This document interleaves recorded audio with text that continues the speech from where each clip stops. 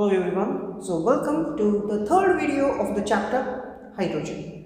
So for today we are going to take a look into the details of the chemical properties of water, followed by the hydrates and the type of water. Alright, so we shall start with the first one, and that is going to be the chemical properties of water. Okay, so when we are speaking about the chemical properties,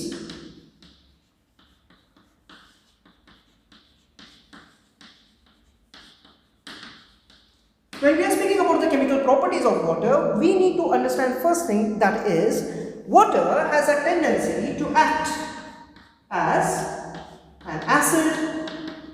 It has a tendency to act as a base. It has a tendency to act as an oxidizing agent.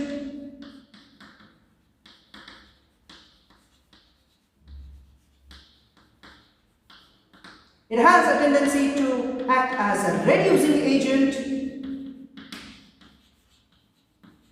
as well as it also has a one important property, that is, it acts as a ligand in order to coordinate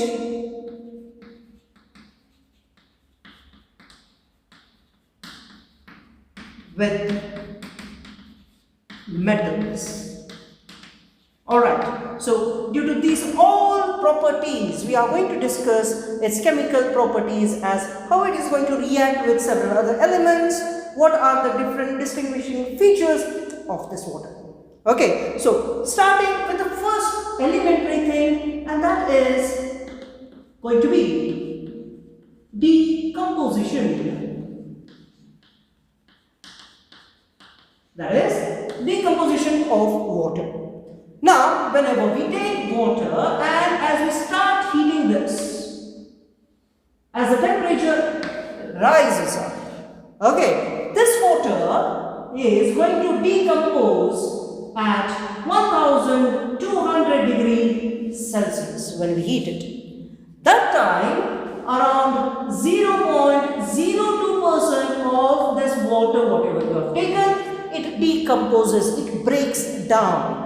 It breaks down into the constituent hydrogen and oxygen. Alright, so both of these are going to be, of course, formed in a gaseous state. In order to balance this, we shall take it over here as 2. Okay, so therefore, 2 into 2 is going to be 4. So therefore, 2 hydrogens here, 2 oxygens on the other side. Correct? So therefore, this was the decomposition property of water. That is, the water gets decomposed at a higher temperature. The temperature is 1200 degrees Celsius. At this particular time, 0.02% of water decomposes. That means decomposition is at a very, very less amount. Okay, coming forward with the second property, and that is going to be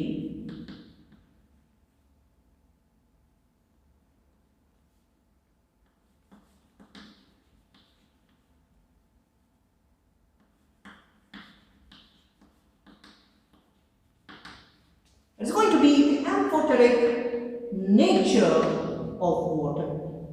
That is, water has a tendency to act as an acid. It also has a tendency to act as a base. Okay, so let us take this particular thing and let's try to understand this into much more detail. So, let's say that I have a substance over here, and let's say this particular substance which is going to react with water. Okay, let us say that this particular thing, what you are going to react with, is a base. Okay, so at this condition, a water will try to act as an acid with this. Now, what exactly is an acid? Any substance, let's say that we have a particular substance. Okay, if any substance in the form of protons we are going to discuss here, if any substance has a tendency to donate H plus, it is going to give H plus ions, then that substance we call it as acid. Okay, now any substance which has a tendency to accept this hydrogen, H plus ion, that particular substance we call it as base. Quite simple thing. So if a substance is giving its donating proton H plus, in that particular case we call them as an acid. If any substance that has a tendency to accept the proton, we call it as a base. Quite simple as that. Correct. So therefore, let's complete this example here. So when we take a base and we add water to it, we try to react this. Okay. For example, for a base, let me take over here ammonia, that is NH3. That time water donates proton to it. Okay, so as it is donating proton, that means it gives H plus. This H plus combines with ammonia in order to form NH4 plus. Okay, this is what happens now. Now, on the other hand, this particular H2 has lost H plus ion. So what remains with this is OH minus ion. Okay, so this is how here water is acting as an acid in this particular case. So let's observe the next example now. So when we take water and we add this particular water to a substance, let's say the substance is actually an acid. Okay, so in this particular case, what should happen? This water acts as a base. Any substance that has a capacity to accept that particular proton acts as a base, right? Here, let's take an example as H2S. H2S is nothing more than, it's going to be hydrogen sulfide. Okay, now hydrogen sulfide, what it does is, it has a tendency to donate proton, that is this proton is going to come over here, it attaches to this particular oxygen and it forms H3O plus, right? So now, plus what we have is HS minus. So here, the water is acting as a base, here water is acting as an acid. So water has a tendency to act as both as an acid as well as a base. So therefore, this is called as an amphoteric nature. Now, whenever we have water in its usual condition, it also exhibits one more important phenomena, which we call it as autoprotolysis, or we can also call it as self-ionization, wherein what happens is, between the two adjacent water molecules, there is an equilibrium setup, wherein one hydrogen molecule donates proton, wherein one water molecule donates proton and another water molecule accepts that particular proton. So when that happens, what we are going to get here is, let's say this water molecule is going to donate that proton to this water molecule, so therefore it loses a hydrogen over here, so therefore it becomes as OH minus, plus as this particular thing accepts that particular proton, it will become as H3O plus. Now this is not a final equation.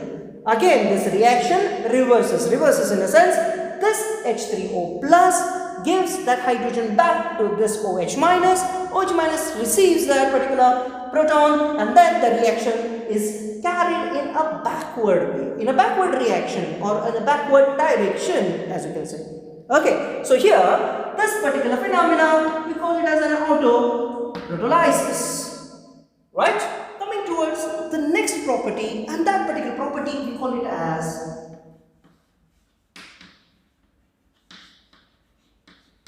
the redox properties. The redox property of water.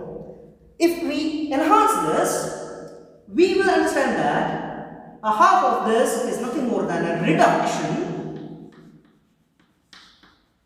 while the half of this other part is oxidation. That means water has a tendency of either reducing the next reactant or it can oxidize the next reactant, depending upon what kind of reactive species that we are going to have. Okay, but first we should understand what is the meaning of reduction, what is a meaning of oxidation. Well, we'll try to understand this briefly, as we are going to speak this in a complete detail in a chapter which is called as a redox reactions. Alright, so as we start with this, in a case of the redox, if we see over here reduction, okay, let's say that we have a substance over here, let's say this is A, and this particular substance is going to react with the next one, that is B. Okay, in this particular case, if reactant A donates hydrogen, okay, it adds hydrogen to this reactant B, or if it removes oxygen from this particular B, then this particular A is called as reducing agent. Okay, so quite simple as it. If a particular substance adds hydrogen to the next one, or if it removes the oxygen from the next one, then that particular substance, we call it as a reducing agent, right? But on the other hand, this substance is getting reduced. Okay, now let's try to understand this thing. If there is a particular substance, and if this substance reacts with the next one in such a way that it adds oxygen to this, or it will remove hydrogen from this. Okay, so in that case, this particular thing, we call it as oxidizing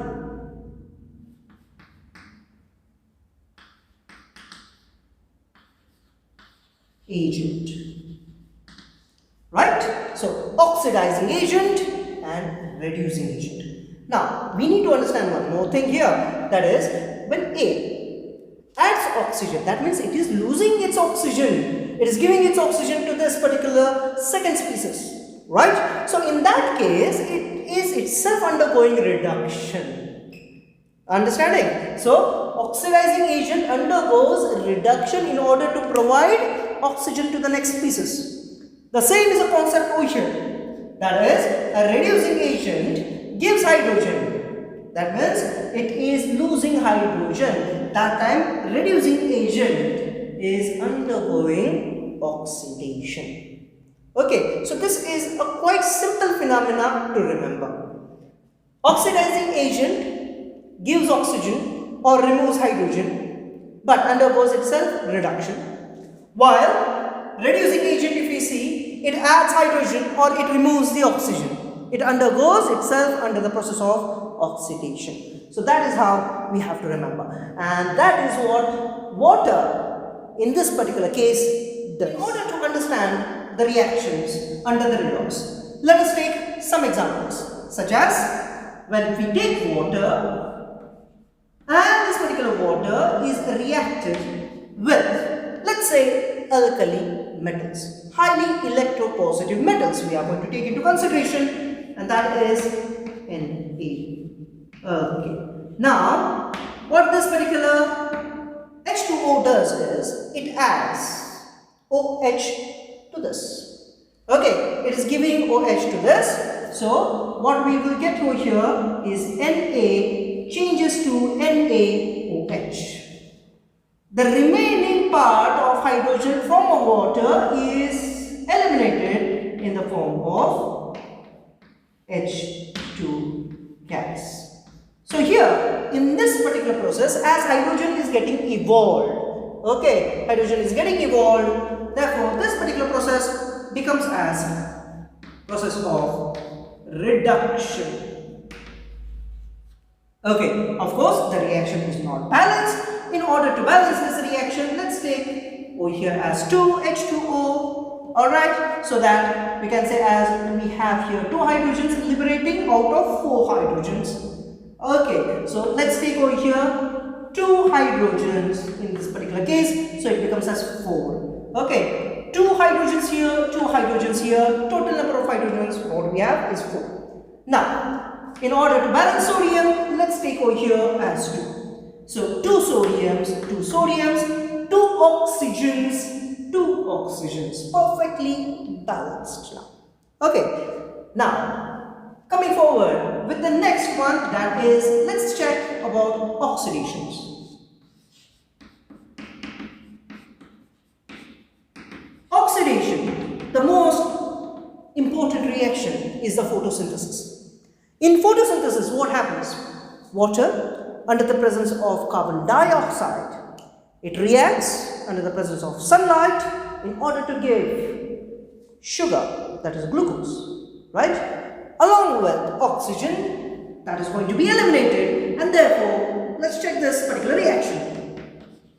Water reacts with carbon dioxide gas under the presence of sunlight in order to give us C6H12O6 plus a small amount of water and a good amount of oxygen is liberated. Now, in order to balance this particular reaction, what we are going to have is 12 here, 6 here. 6 carbons, perfect. Okay, so 6 water molecules, total number of oxygen, what we have is 6 into 2 is 12. 12 plus 12, we have 24 oxygens. Out of 24 oxygens on the reactant side, let's check on product. 6 over here, 6 over here, that is 12, 12 and 6, right? So 6 into 2 is again 12, so 12 plus 12, 24, perfectly balanced reaction again, right? So here, if we see, oxygen is getting involved. So this is a process wherein we consider this as an oxidation reaction. Okay, so let's observe one more reaction. 2 water molecules react with 2 fluorine over here. Okay, let's check this particular reaction. In this particular case, what happens is fluorine takes electron from this hydrogen species. That time, what we get is 4F minus, as all the hydrogens have lost its electron. We have 4 hydrogens over here, they have lost their electrons to the fluorine, it becomes as 4H plus. What remains with us is going to be over here as an oxygen. So this particular oxygen is evolved.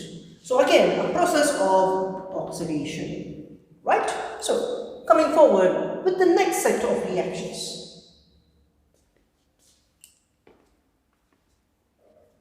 Coming forward with the next set of reaction, and that is called as the process of hydrolysis.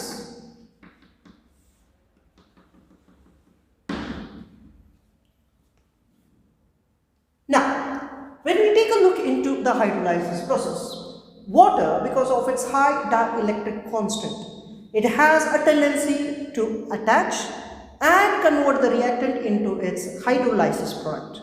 Okay, so therefore, most of the ionic substances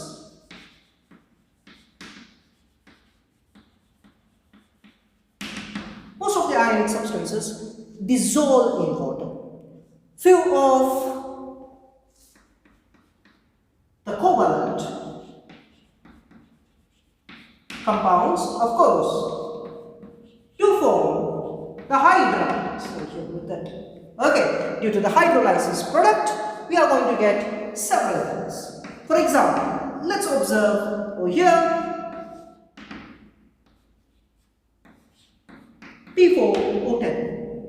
When P4O10 reacts with water, it forms the product H3PO4. Okay, in order to balance this, we have 4 over here as 4 phosphorus. So therefore 4 phosphorus over here. 4 into 3 is 12. So therefore let's take over here as 6 water molecules. So 4 into 4 is 16 oxygens, 6 oxygens over here and 10 oxygens over here. That makes a perfect balanced equation. Similar is the case we observe when we have compounds like SrCl4. When this particular thing reacts with water, what happens is we get over here SiO2, silicon oxide, plus HCl. But we have 4 chlorines over here, so we expect over here as 4 HCl, 4 hydrogens, but we have 2 hydrogens over here. In order to balance this, we have 2.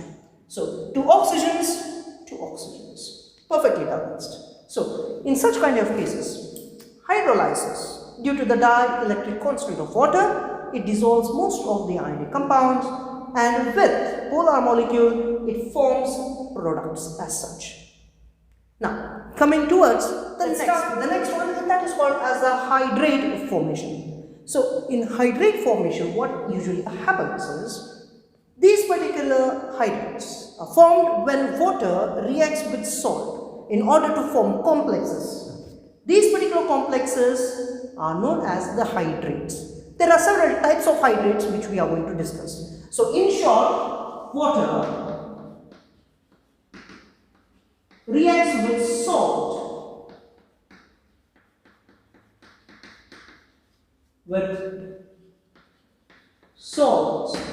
in order to form complexes, and these particular complexes we call them as hydrates, right? So in order to see more, in order to understand more about this particular hydrates, let's see its classification. So hydrates are actually classified into 3 categories. The first category is called as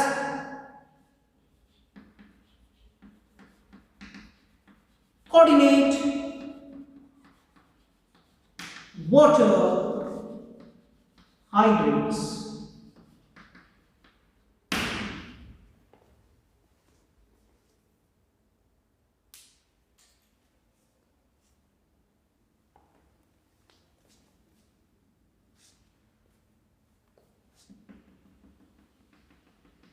So, in coordinate water hydrate, what happens is the water molecules are connected directly with the central metal atoms.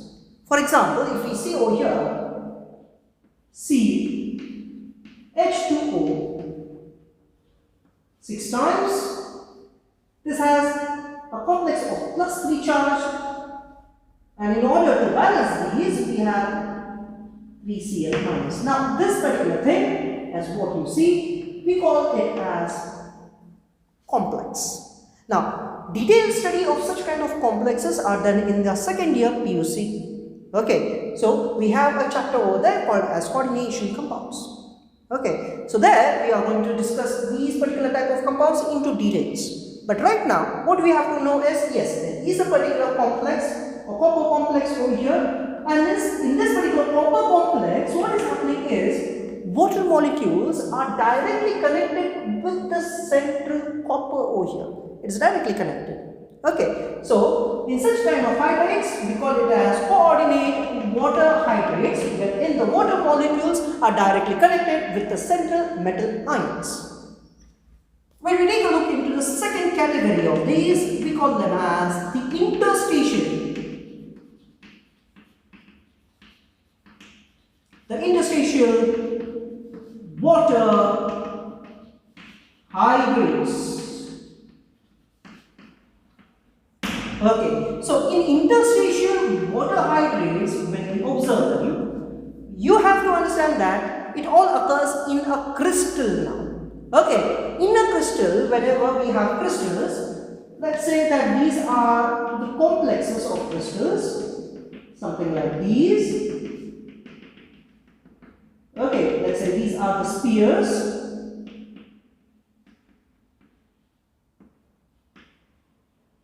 Of those particular crystals. Now, whenever the crystals are found between the crystals. There are small vacant space, something like these. If you can see it over here, there are small vacant spaces over here like this, right? And these vacant spaces, we call them as voids, or we call it as intersites. Okay, so now in these intersites, what happened? The water molecules enter over there. Okay, these particular water molecules enter into that particular voids.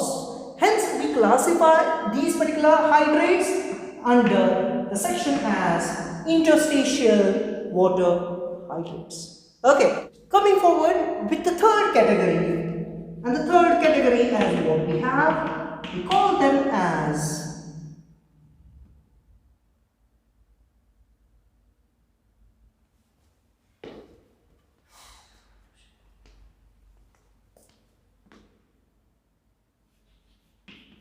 hydrogen bonded water hydrates. Alright, so in the hydrogen bonded water hydrates, what happens here is we have complexes such as, let's say, CuSO4.5H2O. Let's take this particular compound into consideration. Now here, if we do observe, we have 5 water molecules. Out of 5 water molecules, it is the 4 water molecules which are directly connected with the help of hydrogen bonds.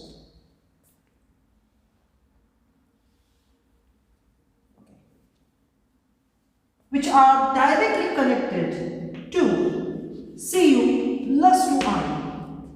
Okay, while one water molecule, as what we have, thus one water molecule is connected to SO4 minus 2, that is the sulfate section. Now, there occurs to be a hydrogen bond between these two over here, that is one water molecule and the sulfate section. While one competitive point that what we have to know is between Cu plus 2 and SO4 minus 2, we have ionic bond. Okay, there occurs a coordinate bond between Cu plus 2 and the 4 water molecule. There occurs one hydrogen bond between H2O and sulfate ion. So there are number of bonds that you can have. Ionic bond between these two, coordinate bond between these two, hydrogen bond between these two, and if we go into a bit of detail, between the sulfur and oxygen, we have covalent bond. So all 4 types of bond you can see in this particular compound, right? So that was for your competitive section.